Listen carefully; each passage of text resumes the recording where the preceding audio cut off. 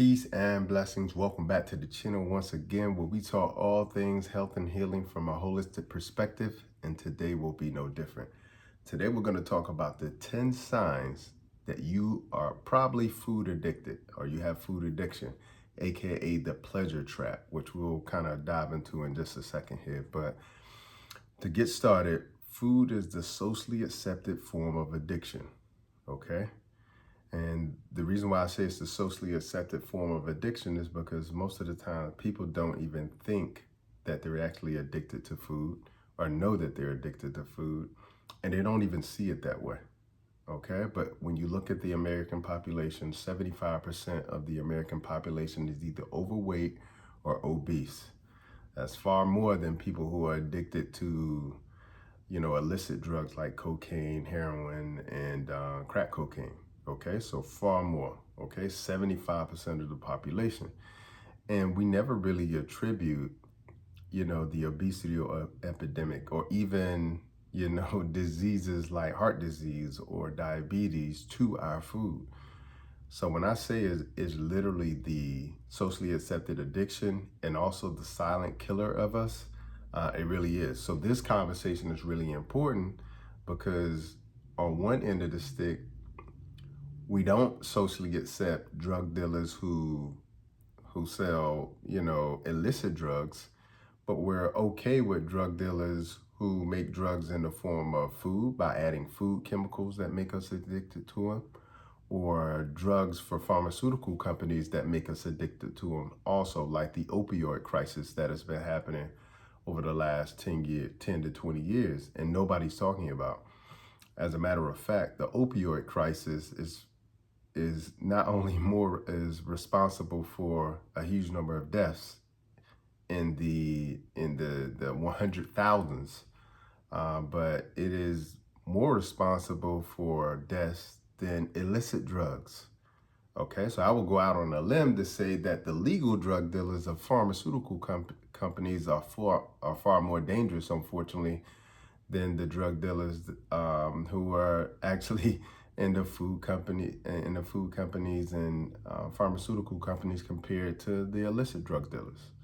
Okay, so it's hugely important we kind of put it in perspective, because sometimes we pacify this whole concept of, I love food, and or we grow up with certain foods, and so we have nostalgia about them. We grew up with certain foods in our traditions and cultures, and quite often we never look at those foods in most cases as potentially being our demise. But especially when you look at our African American culture and you start to look at the type of foods that we indulge in, especially around the holiday times, it shows you, like we are addicted to foods that are literally, helping us dig our graves. So it's important that we have this conversation around food addiction, because a large part of it, to an extent, isn't our fault that we're getting addicted to it. So we have to take ownership and responsibility to be able to pull ourselves out of this addiction. And the reason why I'm calling it an addiction is because natural food isn't addicted. You'll never get addicted to tropical fruits. You'll never get addicted to a salad. You'll never get addicted to avocados. You just won't get addicted to natural food because there's balance within the food. It doesn't desensitize our reward centers and, stimulate us to the point that our bodies feel like we have to have it. So natural foods have this balance. However, when we start to look at the foods that we have in the supermarkets today, the vast majority of that food has been created by food companies that hire food scientists. And these food scientists are responsible for figuring out, how do we get people to love this food? You've heard the commercials like Lay's commercials, right? Where it says you can't just eat one. Well, there's a reason why you can't eat just one. And much of that is because of the type of food, type of things that they put in the food that are unbeknownst to you. So let's say, for instance, with potato chips. When you eat potato chips, you're thinking to yourself, this is harmless. It's just potatoes, slices of potatoes. But what you're not considering is that the potato in and of itself is a very starchy vegetable in and of itself. Okay, and starch turned into sugar. Okay, so that's part of the pleasure trap. The other part is that they load it with salt. And our bodies and biochemistry have a propensity towards salt. So we love salty. So we got the sugar, we got the salt, and guess what? Then it's deep fried. Okay, so all of the potato chips are deep fried. So now you got the salt, you got the sugar, and then you got the fat. That is the combination of the pleasure trap that we're going to get into in just a second here. But it's really important to know and understand, because I work for a food company, that food chemists are literally hired, food scientists are literally hired to figure out how do we get people um, to love this food, aka be addicted to it. Okay, so a lot of the chemicals that we'll talk about in just a second are part of that chemical soup or recipe to make sure you just can't eat one. So it's hugely important that you know and understand that before we even get started with food, before you even purchase it, the marketing that happens, okay, that encourages you to go out and buy these foods.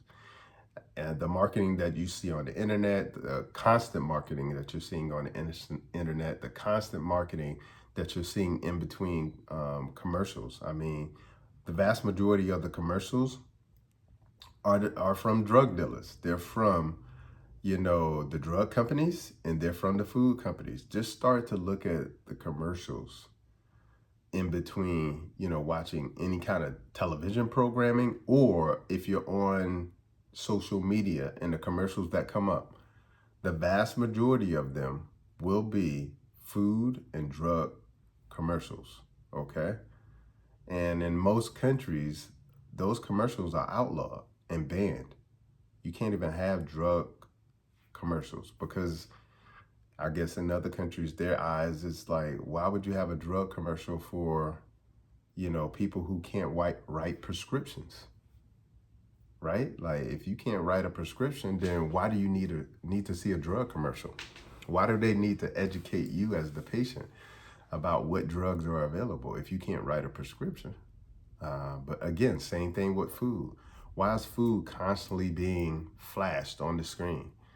And being flashed on the screen in a very particular way to get, to get you not only excited about the food, but to get you out of the door or on Uber Eats to buy the food. Okay, so a lot of that, again, the addiction starts with the programming, okay, that we see in the marketing, and then it goes into the science, the food science. Okay, so now you have, food scientists who are like myself. I was a chemistry major, and one of the things that we learned as a chemistry major in undergrad was that you use gas chromatography and spectroscopy, and you could use both of those to analyze food, okay? But you can also use those particular sciences to determine flavor profiles. So I literally could take the flavor profile of watermelon, a natural substance, and try to recreate that, in a lab. And so you'll see a lot of times where you'll see kids who grow up eating blueberry Pop Tarts and things of that nature, and then they have a blueberry and they're like, that doesn't taste good. But they love the blueberry Pop Tart and they love the blueberry cereals and things of that nature. And what they've done is they sort of deviled up the process, taking the flavor profile from a blueberry, but it's a deviled up version that takes far more sugary. So it's hugely important to know and understand that when I say that they hire scientists and chemists to determine not only how to recreate synthetic versions of things that are already made in nature, and you got to understand, they're not just creating the synthetic version, because they want to, experience science. Like, they're creating that synthetic version because they're creating a version that is going to be far more addictive, okay? It's all about shelf life and all about getting you addicted to the food. That's why I tell people, when you walk into the grocery store, the vast majority of the food is dead, okay? The only living part, and some of that isn't even living, the only living part is the produce section, okay? I was arguing with a colleague of mine, and they were saying, well, it's not just the the produce section, it's also the meat and dairy section. And I was telling them, well, dairy is definitely dead.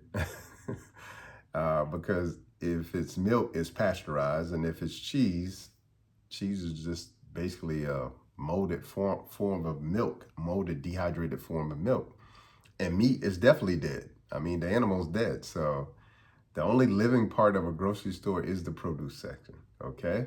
And so the vast majority of what people are buying, when you just start to look at your cart when you go to the grocery store and other people's cart, and what you'll see is that the vast majority of what people are buying are in box, bag, cans, jars, etc., which means that preservatives, thickening agents, dyes, additives, emulsifiers have been added to it, which means that it's no longer alive either, okay? So it's hugely important to know that we have an entire industry, multiple industries that are built and based upon, us consuming things that ruin our health and keep us addicted to them, okay? And there's so many other industries that are thriving as a result of that addiction behavior that leads to dis-ease, okay?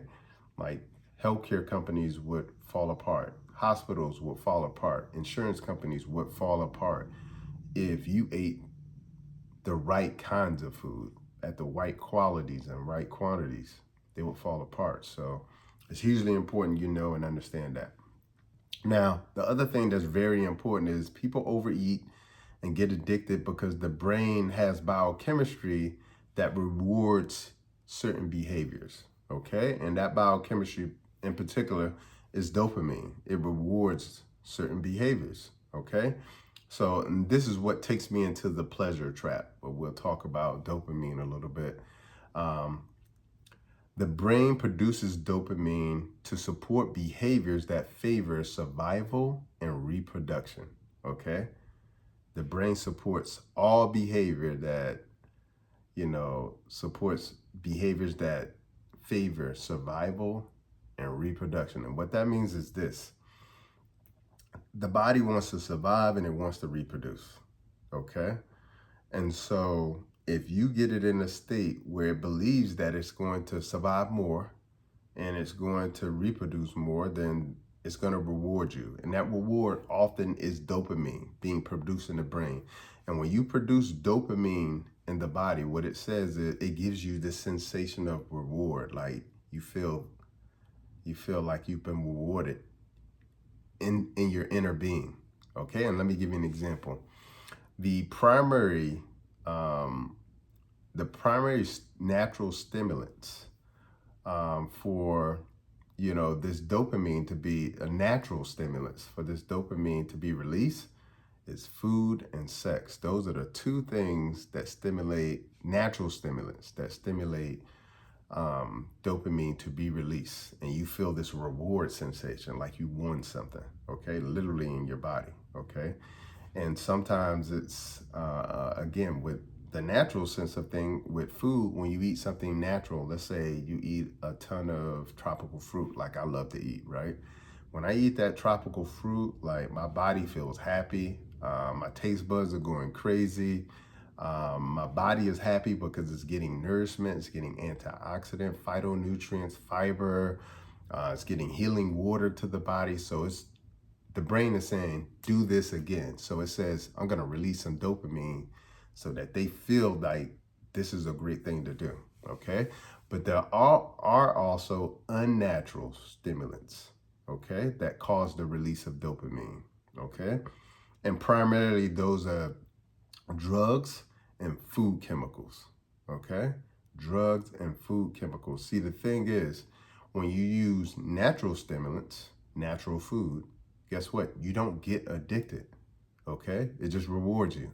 However, what happens is when you use drugs and food chemicals, there's always this issue of concentration. The drugs are too concentrated. The food is too concentrated with these chemicals that are stimulating the release of dopamine, okay? And so what happens is you get these hyper concentrated foods that are primarily concentrated with salt, sugar, fat, okay? So, and I'll add a fourth, creamy, which is dairy and cheese, okay? So salt, sugar, fat, creamy, which is dairy and cheese. Those are the things that tell you, give you this sort of, synthetic reward. Because here's the thing, in natural foods, they're balanced. Okay, the sugar is balanced in natural foods. Salt content, which is sodium in foods, is going to be balanced because, again, it's just not going to be concentrated. Healthy fats. You're going to have the oils that are in the food. The oil is in the avocado. The oil is in the olive. Okay, the oil is in the grapeseed. Okay, the oil is in the seed, in the nut. Okay, and so which contains fiber. Okay, so it's not hyper concentrated. But when you pull the oil out, when you pull the sugar out, when you add all of the salt, the unnatural salt to anything, now you have these hyper concentrated foods. And food scientists know that our bodies respond to those things. Okay, our bodies, us as human beings, we have evolved, knowing that salt is good because we eat things from the ocean like seaweeds, for instance, which are popular in many of the blue zones. Okay, the consuming of seaweeds, because then that's where you're getting your iodine from. Okay, that's where you're getting things from the ocean that you wouldn't necessarily get from the earth. Okay, so our brains attach salt to that. Okay, that's the natural place of attachment. Okay, but then out in food chemistry world, now it's unnatural salt. Okay, salt that does not come from the earth is literally synthetic salt. Okay, sugar is, instead of being in the fruit, now it's sugar that's pulled out or created. High fructose corn syrup. Okay, it's synthetic sugar. I mean, it's added sugar. So that's the difference between the two. Really important. And when you think about some of the other addictive food chemicals, MSG, which is monosodium glutamate, and this is an excitotoxin, so it literally can cause issues with your brain, okay, and make you addicted. Same thing with artificial sweeteners like aspartame, NutraSweet, things of that nature. Whenever you drink drinks that have zero on them, Coke Zero, Pepsi Zero, etc., etc., they say zero and they say zero sugars because this is a synthetic sugar. So it's not a sugar that has to be listed because it's not a real sugar. Okay, so it'll say 0 calories and it'll say 0 sugar, but guess what? It still tastes sweet. It still tastes sweet because it's an unnatural sugar. And guess what? These artificial sweeteners like aspartame, they increase the risk for multiple sclerosis. They increase the risk for diabetes, Alzheimer's, and even migraines. And what you'll notice with the food additive monosodium glutamate that I was just talking about, MSG, it will cause you literally to see spots. So if you start seeing spots, you probably ate something with MSG. I mentioned high fructose corn syrup. I mentioned sodium nitrate, which is in a lot of the cured and smoked meats, the processed meats. They put a lot of sodium nitrate in it. Sodium nitrate, salt. Okay, but that sodium nitrate is carcinogenic. Okay, and it's addictive because it's salt. Okay, so it's hugely important that we know and understand they're tricking us by hyperconcentrating foods with salt, sugar, fat, and creamy. Okay, that's why ketchup has sugar in it. That's why ketchup has salt in it. Okay, they know we love that and they know that it makes us addicted. Hugely important. The other thing is, before we get into these 10 signs, that you have food addiction, people say all the time, healthy foods don't fill me up. But here's the reason why healthy foods don't fill people up.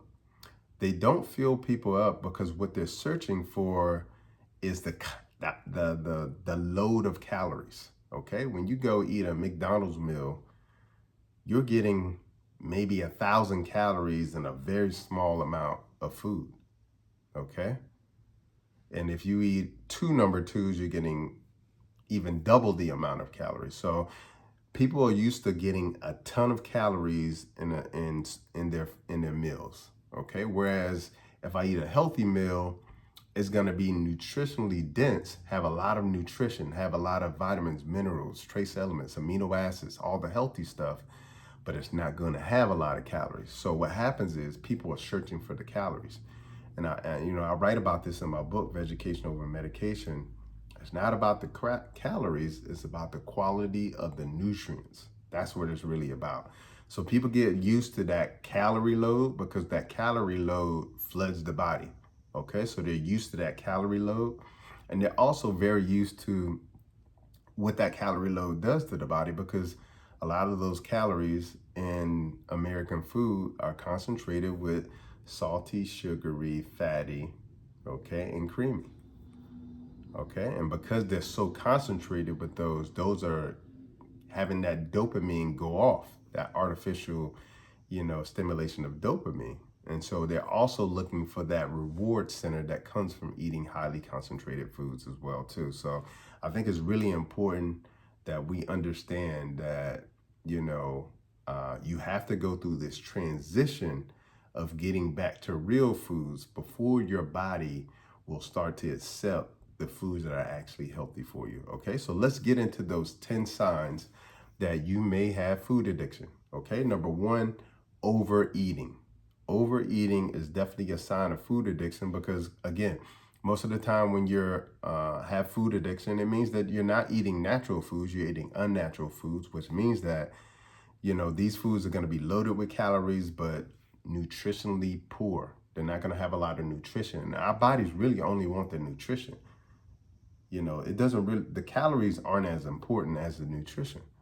Okay, so again, people are overeating because the addiction that is baked into the recipes of the food, but also because they're so used to that calorie load. Okay, getting into number two, this is the other reason why people eat. People are food addicted is because cravings. Cravings. People say this to me all the time. I want to eat healthy, but the cravings, and when they come, it's like they just take over my body. You ever seen one of the movies where there's like aliens that come to Earth and they slither into like the human's body and they take over the human's body? Well, a lot of those cravings are coming from parasites and yeast, and as much as and fungus. And what people don't understand about parasites and yeast and fungus, I do believe that most of those alien movies kind of get a lot of their thinking about aliens from these parasites and yeast.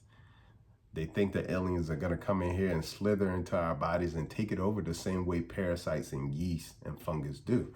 And they literally control what we do. Okay, it'll control whether our body temperature is sensitive to cold or hot. It can control whether we want sugar or not, or salt or not. It controls us. Okay, so one of the clear signs of food addiction is going to be cravings, but those cravings are coming from parasites and yeast. Okay, and the telltale sign is that those cravings are coming, especially at night. Like I always say, the freaks come out at night. So those parasites, the yeast, the fungus is going to wake up at night and is going to be ready to eat. Okay. And there's a reason for that we won't jump into today. But it's just important to understand that those cravings, you're not going to be craving healthy food. You're going to notice, I want some ice cream. I want to get a burger. I want a pizza. You're going to notice, I want bread. They're never going to be healthy cravings. And that's what's telling you that it's food addiction. Okay, so hugely important.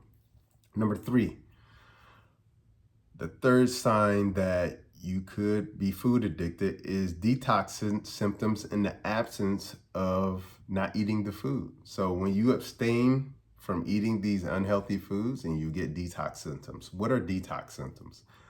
When you stop eating the foods, all of a sudden you get irritable. You get a little bit of nausea. You feel like you're fatigued. You feel like you got body aches, flu-like symptoms. You start having mucus coming out. You get headaches or migraines. These are detox symptoms. Okay? You're literally detoxing from the very foods that you're trying to get rid of. And as they're being released from the body, they cause some discomfort. And this is why I always tell people you have to lean into the discomfort when you're on the journey of healing. Okay? You have to understand that we're living in a society that has us addicted to food. And just like when somebody's trying to, detox from an illicit drug addiction like heroin or cocaine or any of those, they go through a detoxification where it's uncomfortable. Now, a food detoxification isn't as uncomfortable as one of those, but I'll tell you, it can be. And so for a lot of people, they end up sort of jumping off of the health wagon because those detox symptoms, the irritability, the nausea, the headaches, the things of that nature. And as soon as they eat that unhealthy food that is feeding the addiction, the same way that if a person who was addicted to opioids or who was addicted to heroin, if they were going through a detoxification and got the heroin or got the opioid and they feel much better, well, that's telling you that's addiction. Okay. So when you stop eating unhealthy foods and then you feed yourself those unhealthy foods and you feel better, that's no different from the heroin and the opioid addiction. That's why you feel better, because you fed the addiction, not because you ate the food itself. Okay. Number 4, a lack of self-control. Whenever you're like, okay, I'm gonna order something healthy today, when you're at the restaurant or you go to the grocery store and you buy all of this healthy food and then you don't eat it, when you have no self-control, okay, that's definitely a sign that you have food addiction. Number 5 is metabolic disease or dysfunction. Metabolic disease incorporates things like high blood pressure, high cholesterol, diabetes mellitus or diabetes, insulin resistance, and obesity. Okay, obesity and diabetes and hypertension, high cholesterol, these are all the results of food addiction. Okay, you can't be addicted to healthy food. So you're going to be addicted to unhealthy food, which means that these are going to lead to these conditions. This is why we are where we are today. Okay, so this is also a symptom that quite often, shows up with people who are food addicted, having metabolic dysfunction as well too. All right, number 6, unhealthy relationships with food. Okay, when you have an unhealthy relationship with food, this means that food impacts your daily activities.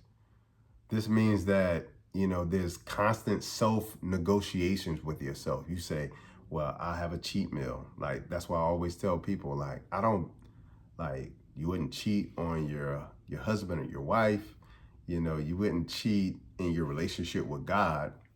Why would you cheat with your relationship with food? Okay, when you know that the cheating means doing something unhealthy for yourself. Okay, so this constant self-negotiation with self is definitely a sign that you have an unhealthy relationship with food, because that's the very same thing people who have drug addiction do. They always constantly negotiate with themselves. They say, on Monday, I'm going to start eating healthy, and then I'm not eating this food anymore. And then guess what? They're right back at it on Monday. They push it to the next Monday, okay? And then the other thing is you're always thinking about food. I meet people all the time, like, we have a smoothie together, and then they're like, all right, what's for lunch? And then they're like, okay, I'm gonna cook this for dinner. They're always talking and thinking about food, okay? That's an unhealthy relationship with food. Food, for a lot of people, it's very, normal for them to call themselves a foodie. But when I tell you that when you're in a position where you're constantly always thinking about food, you ate breakfast and you're thinking about lunch, and then you're at lunch thinking about what you're going to eat for dinner. I mean, I literally hear people say this all the time. They're always thinking about food. That's an unhealthy sign when it comes to your relationship with food as well too. And then emotional eating. Whenever you get emotional, stressed, heartbreak, whatever it may be, you turn to eating food, and that food is always unhealthy. That is also a sign of an unhealthy relationship with food as well too. So this is definitely a big sign when it comes to, a sign of food addiction as well too. And then number 7, when eating so wrong feels so right. Like when you eat something you know is wrong, but it feels so right. Like you feel good when you eat it, even though you know it's wrong. That's definitely a sign as well too, which leads to number 8, that post-guilt shame that you feel after eating it. So, You know it's wrong. You eat it and then you feel so good. But then once the experience is over, like once you've gobbled down all the food, you instantly feel shame and guilt about the food. That is definitely a sign that you have food addiction, okay? And then number 9, hiding eating, okay? If you hide food or you hide eating, like you eat in the car, certain things, okay? Or you just, in general, eat in the car. I mean, because just think about it. Why aren't we able to wait until we get to where we're going to eat? I mean, the last thing we want to do is get into a car crash or be distracted by what we're eating or drop something and, have an accident. So eating in a car, hiding eating, late night eating when everybody is asleep, having snacks, hidden in the room, by the bed. Those are all signs of food addiction. And then number 10 is repeated failure to change, okay, your habit. When you're constantly going on these diets, they call it yo-yo dieting, going back and forth, and you're constantly failing and then sometimes succeeding, and then you're constantly going back and forth, that is a sign that you have food addiction. And most of these people, what I've noticed, some of them have this give up mindset where they've essentially said, well, unfortunately, you got to die of something. And if I'm going to die, I'm going to die happy. And what that means is I'm going to eat the food I love. And I'll use air quotes with love because, at the end of the day, if you love the food, but the food is killing you, again, that is an unhealthy relationship with food. Okay, so hope you guys have enjoyed this. Until the next time, peace and blessings and Godspeed.